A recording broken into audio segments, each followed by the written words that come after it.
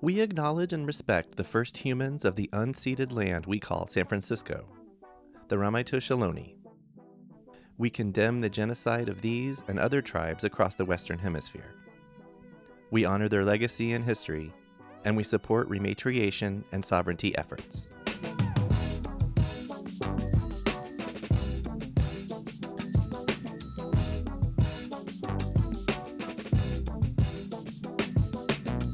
Hello, and welcome to Storied San Francisco, a podcast all about the people and places that make this city unique.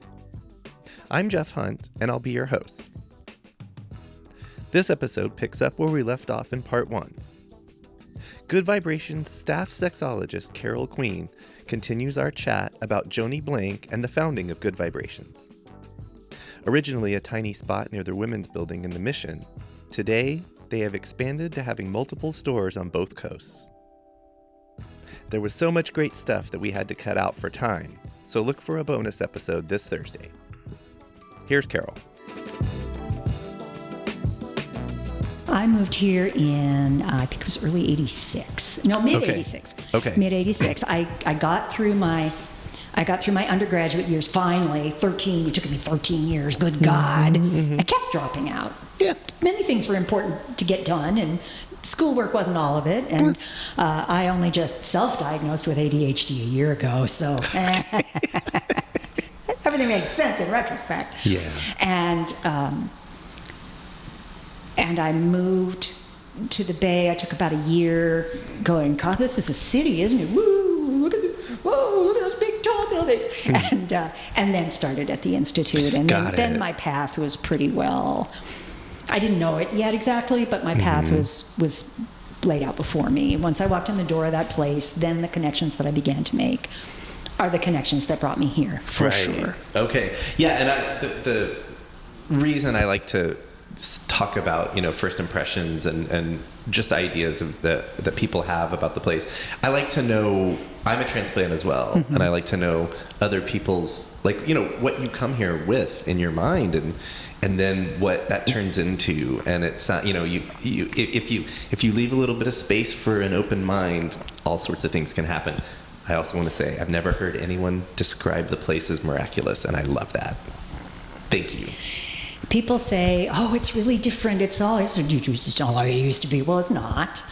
It's not. Nothing is like it used to be. That is all true. And if you asked me, would I go back to the 70s? And if you asked me if I would go back to the 80s or 90s, I would probably say yes. Honestly, there were things about the city at those times that were extraordinary.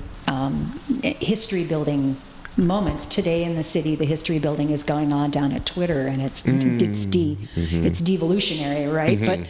But right now, I still drive across the Bay Bridge or the Golden Gate Bridge into San Francisco and say, wow, I live here. And the light is still beautiful. Oh, yeah. And this place has a history that this moment doesn't erase, and it has a future that we built. So together. That's how I feel about it. To the extent that I would personally go back to, let's say, the 80s or the 90s, my thing is, I want to see those times in different places, and especially here, as adult me. Right. The places where I was a teenager and was forming, or, in my early 20s, I want to see those places in those times as me now.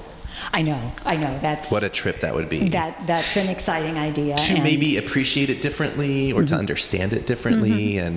But because we can't time travel, I guess all we can do is hold on to the past, preserve the past, study the past. Study it, try to talk to the people who were there and filter their memories into things that we can understand and talk about and add to the discourse now. To make it all make sense. Well, one of the things that I've been saying for a long time, decade at least now, is, the history didn't start with the internet, but the way we try to understand practically anything now is mediated by the internet, which brings us a lot of options and perspectives and things that would have been hard. We would have had to go to the library at least to get into that space before. But now,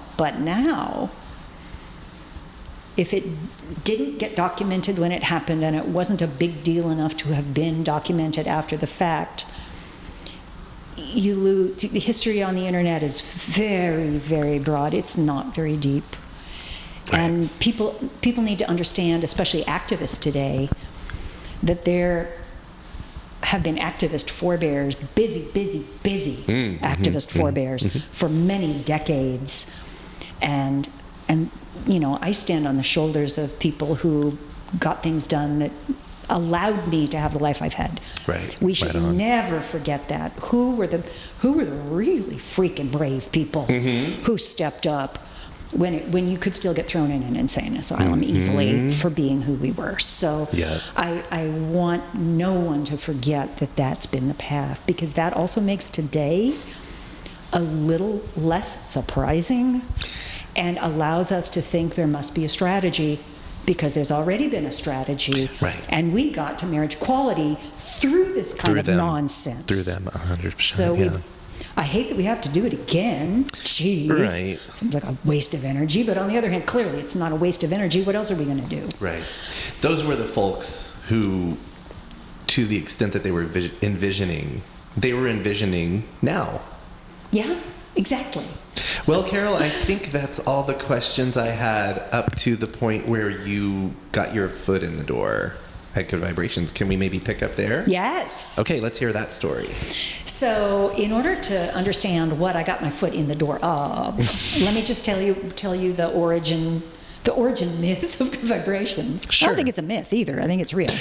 Right. So, Joani Blank, it turned out after Joani Blank died, she died a few years ago.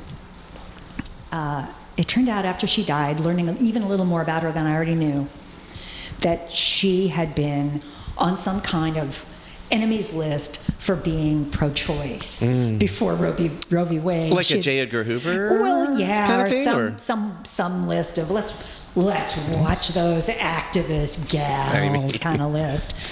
And I'm sure they were all watched. We know that from the James documentary. Right. And anyway, Joani was interested in sexuality as well as reproductive justice, and as so many of us were. She was a feminist. This was the second wave feminism. I didn't say much about second wave feminism before, but it was pretty exciting discourse. And it was the mix of second wave feminism included, the people that we now understand and call TERFs, all the way to people who wanted to shake up the patriarchy completely, but then come out the other end, having everyone, being able to masturbate to orgasm and dancing in the streets. There's a lot of points of view, a lot of agendas, some of which would not actually fit on any agenda any of us could ever write down.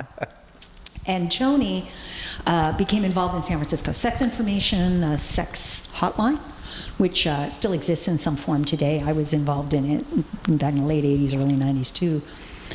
She was involved in, and here's where the myth starts, a group of women who came together at UCSF, the medical school, University of California, San Francisco. The med school had a pre-orgasmic women's group led by Lonnie Barbach, the famed feminist sex therapist who wrote probably one of the very first books about female orgasm.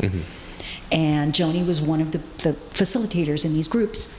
And she heard over and over again when they got to about the second or third week of the group, and suggested that the women who had already disclosed how little they knew about arousal, how little they knew about their own bodies, how really little partners knew about any of that, etc. So implicating sex education and repression and lack of information into the problem. We did that. We got the sociology out of the way the first couple of weeks. Then we're suggesting masturbation and vibrator masturbation, because masturbation with a vibrator is an efficient way to masturbate. It's not the only way. Right. Not everyone likes how it feels, but many people do. Yeah. And it's efficient. So People who thought they couldn't have orgasms are often shown when they use a vibrator that, oh, I can. Lo and behold. I can have one. Yes. Maybe I could have more. Maybe I could have them in different ways. And then they're on their path, right? And that changes everything. It changes everything because people who couldn't have orgasms, certainly women in those days, were like, well, I guess there's something wrong with me. There's something wrong with the state of sex education and, and sexism. Those are the kinds of things that you really ought to be, sparing your ire for, not yourself and your problems and flaws, because that's not why you're having this experience or not having this experience, to be clear. Right. So go check out a vibrator and come back and tell us how it went. And the women would be all, oh, I could never go into one of those places. And now, let's just be clear that in the 1970s, there were plenty of women who went into those places. They weren't afraid of them, or if they were afraid of them, they were like, I want a vibrator anyway. I would go in and I would be like, this is so sexist. What do they carry? I was one of those. I'll cross that line. I crossed a couple lines already. I'll cross some more now. Because I think that's part of the whole the arc of my life is crossed a line. Didn't die. Let's try another one. Let's try another one. Yep. Let's try another one. And so here I am with you today. It's been fabulous line crossing that led me here. The path has been wiggly, but it has been a path. And so Joani heard people say this over and over again. Well, we could never go into one of those places. And she knew what they meant. She meant dirty bookstores, right? And she was like, we need a different kind of place. Now, there was already one different kind of place that existed in the United States. It was Eve's Garden in New York. I mentioned Betty Dodson, the mother of masturbation, before. And actually, she was mainly its very best influencer. I don't think she invented it herself, but when she discovered it, she knew she had something important to communicate to the world about. She had her finger on something. Yes! I think we could say on the pulse. Without the pulse, we wouldn't have engorgement. I think yes, that's right. Got my pun in. You got your pun in, and it's a good one. Betty Dodson had spoken about masturbation to a national organization for women conference in the early 70s, and there was a woman there who went, oh, I think I'll go get a vibrator. That sounds like a good idea. Okay. So she went to Macy's. Oh. And she went to the home, the personal care aisle or the small appliance aisle or, wherever all of these things that are in the Antique Vibrator Museum used to be sold before there were any sex shops at all.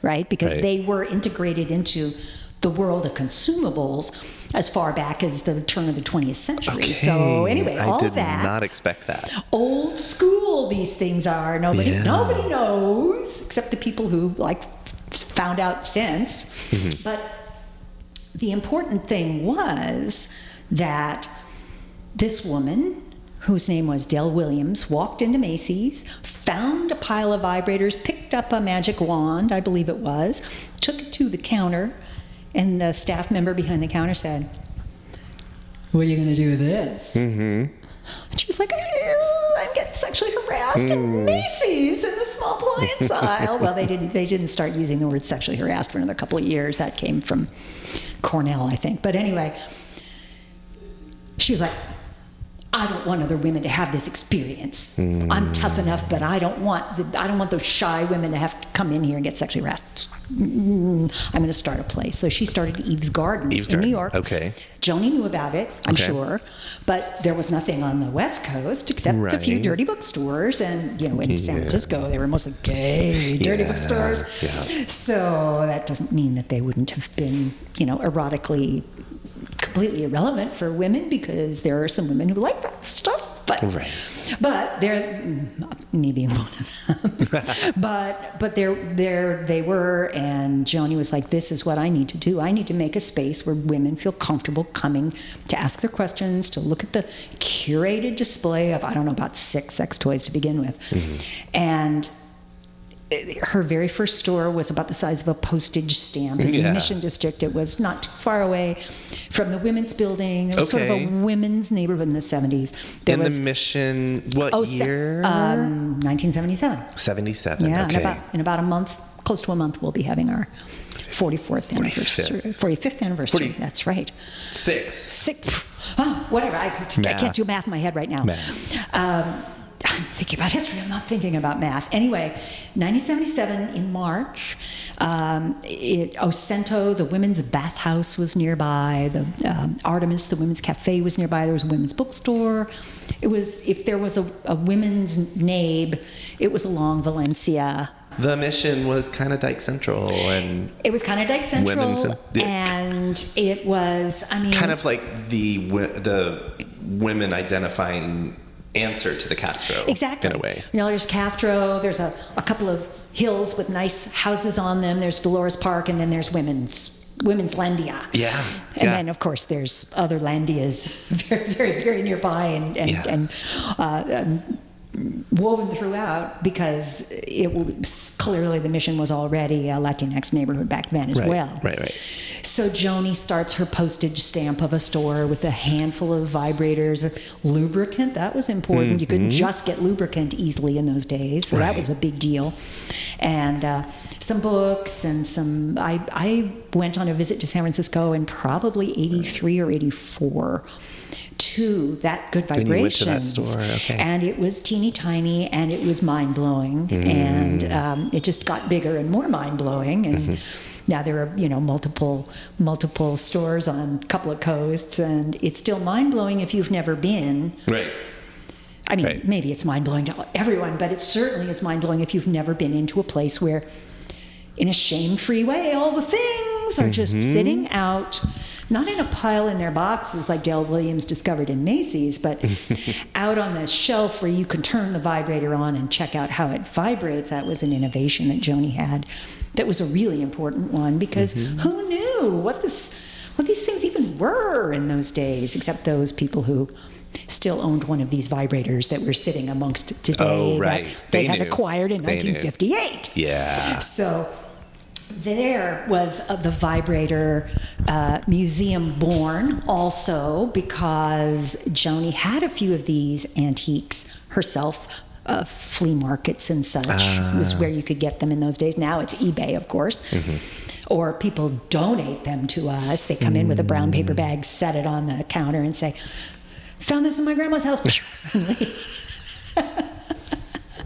So that's good. They made the connection, though. I know. It's great. It's super sweet. They're like, this is important somehow. Is there a place for it? Yes, there is a place for it. And many of the things that you see around you in this Vibe Museum got donated by people. So that's pretty sweet. About 6 vibrators on a little tiny shelf. I think it might have been an old encyclopedia shelf from, the 1920s. With a sign above it that said Antique Vibrator Museum. This is at the postage size shop. And a postage stamp sized museum. Okay, right. And I felt a little bad for the people who came from far, far away to see the museum, only to find there were only 6 things in it. Yikes. But were there those 6 things in the museums in their hometown? No. You got to start somewhere. You got to start somewhere. So here we are now. But was that first museum? Was that also Joanie's idea? Yeah, that was. Joanie wanted people to understand, and remember, she was really aiming at an audience of women. So I want to say something, complicate that in a second, but let me answer your question.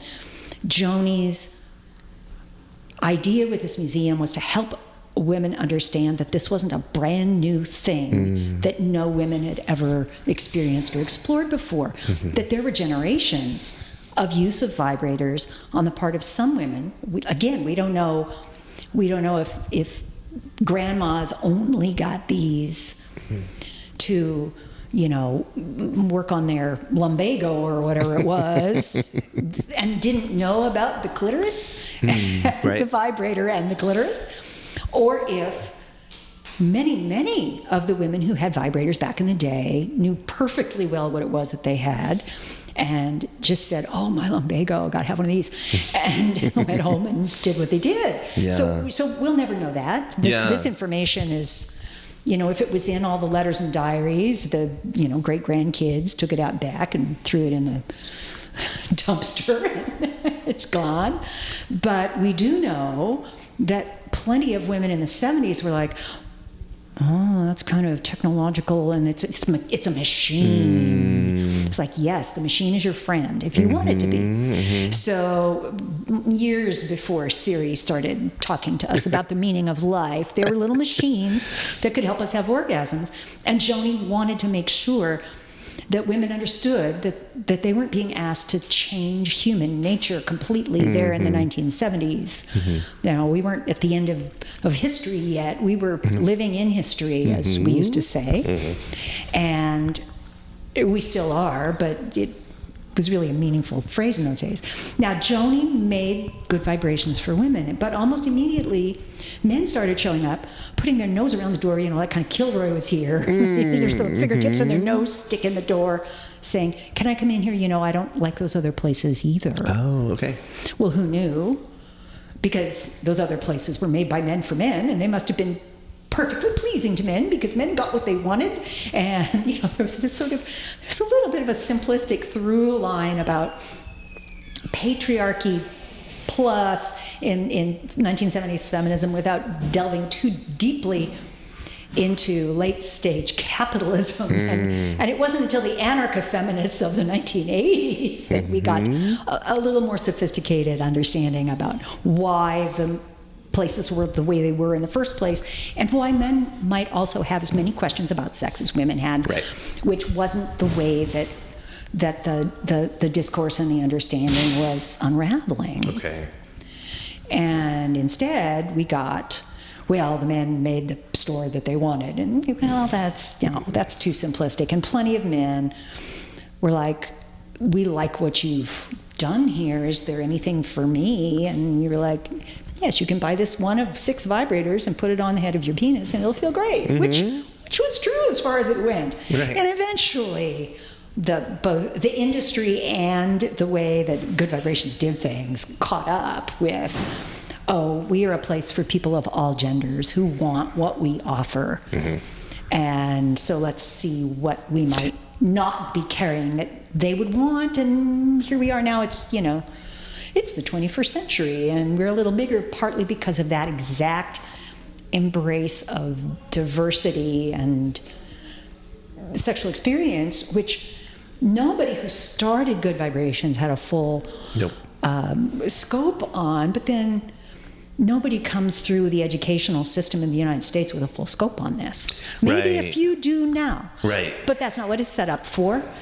And even then, as we've talked about, it's under attack now. So Joani needed to understand this through the point of view of people who were like, we appreciate this, but listen, there's more to it than this. And the spectrum is broad. I so appreciated hearing this part of the story when I got my foot in the door, because of course this rang a bell to me of the, oh, you'll stop being bisexual when you figure out who you really are nonsense, and allowed me to say, you know, I might have a role to play in the way that we develop and think about these things. So I started working here in 1990. Wow, okay. At the Spot in the Mission? At the Spot in the Mission, which by that time had moved to a 4 postage stamp sized store. Actually, it's where the Buffalo Exchange is now, I think. It was on down Valencia. Yeah, Valencia and 23rd. Third? Right? Okay, yeah. Yeah, that was it. That was the 3rd location. They moved into that store a month before the Loma Prieta earthquake. Susie Bright was still working there at that time, the great feminist pornographer, and then some, Susie Bright, who was a staff member throughout the 80s. And she said, yeah, we moved in just in time for the quake to knock all the shelf models off of their little shelves. No. Oh, yeah, a lot of vibrators on the floor to pick up, but you know, we all picked up after the Loma Prieta and moved on, right? Isn't that what they say earthquakes do, is vibrate? Well, they do. So the earth was like, you think that's a vibrator? Yeah. We'll show you. So there's 2 kinds of vibration that we talk about routinely, and one of them is buzzy. Okay. But one of them is a much deeper kind, sort of a surface vibration. Doesn't penetrate, if you will. Are we talking earthquakes or sex? We're talking about sex, although, okay. yeah. We're talking about vibrators. And then there's the more, the deeper vibration that is stronger, or a vibrator with a larger head is going to get more area and send the vibration a little deeper. And deeper sensation, different sensations come from these two kinds of vibration. Okay. Earthquakes are much more like the deeper kind. Not exactly like. Yeah. You know, if somebody gets through their next fairly large earthquake by, you know, ducking, covering, holding on, and pressing their body to the ground and having an orgasm, what happens then? But overcoming your fear of sex and experiencing something that seems out of control to you, which of course is an issue for many people, not all, but many.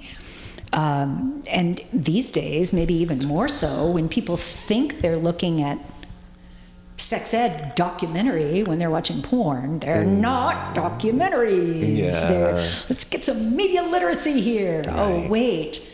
We're not allowed to have media literacy or books in our libraries either. Okay, so I'm sorry, I just keep coming back to the present. I'm trying to talk history with you. It's okay. And in fact, the most radical thing that Joani probably did was making sure that what we did at Good Vibrations when anybody walked in the door was to greet them comfortably and be a comfortable person to show them around, answer their questions. And that is a model that so many people have never had. The number of people who walk in here and we get to the point in the discussion where we find that they have never spoken to their sex partner, life partner sometimes, about the things they're asking us. Right. Is still mind-blowing to me, because theoretically there are resources around us now. We're not the only one. There was a moment when people might have thought we were the only sex resource. Even then it wasn't true, but we were the most commercial, the most visible. Yeah. And still it takes a certain degree of nerve to walk in the door. Joani used to have the windows completely obscured. You couldn't look inside the store. And right. Like, why not, Joani? Be proud. Yeah. And you know, and we do know it is open now. Yeah. But Joani was like, you have no idea how many women will not walk in this place if they think someone can look in the window and see them in here. And those women need us more than the ones who were, you know, like holding up the vibrator for all to see and yelling, I found my girlfriend Wanda. Right.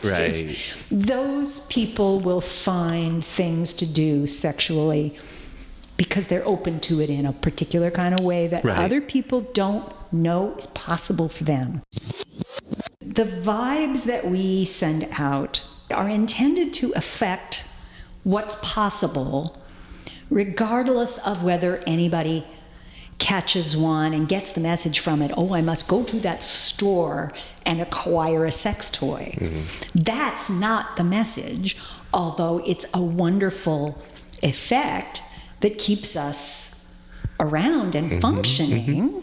You know, we do have a level of social change consciousness that, unlike so much of the social change consciousness that's politicized and divisive, is intended to be relevant to anyone over 18 who can use it, because it's really probable that plenty of the people who are acting in ways that feel painful to us and to the concerns that we have for our diverse customer base are themselves miserable in many ways.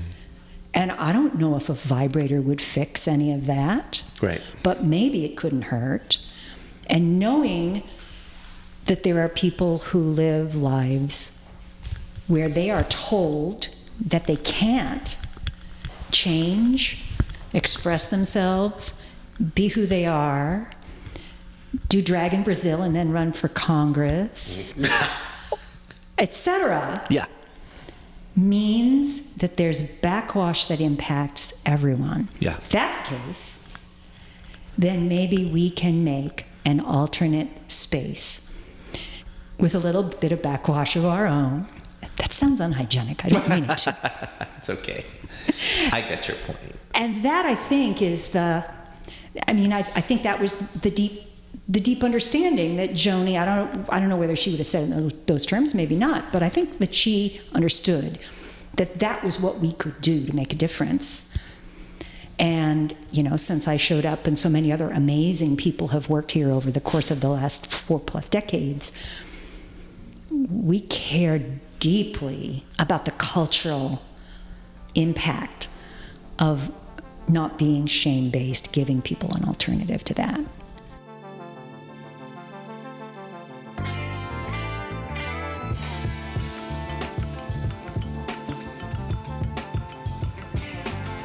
That was Carol Queen, staff sexologist at Good Vibrations. Don't miss a bonus episode of our talk with Carol this Thursday. And next week, we visit with folks from the Manila Town Heritage Foundation to learn about the history of the I Hotel. Music for Storied San Francisco was produced, performed, and curated by Otis McDonald. Michelle Kilfeather does original photography for us. Aaron Lim of Bitch Talk Podcast is our contributing producer. And the show is produced and hosted by me, Jeff Hunt. Now in our 5th season, we have more than 200 episodes available on our website, storiedsf.com, or wherever you listen to podcasts. If you're able to, please rate and review the show. And drop us a line at storiedsf@gmail.com. Thanks for listening. Stay strong, weird, and healthy. And we'll see you next time on Storied San Francisco.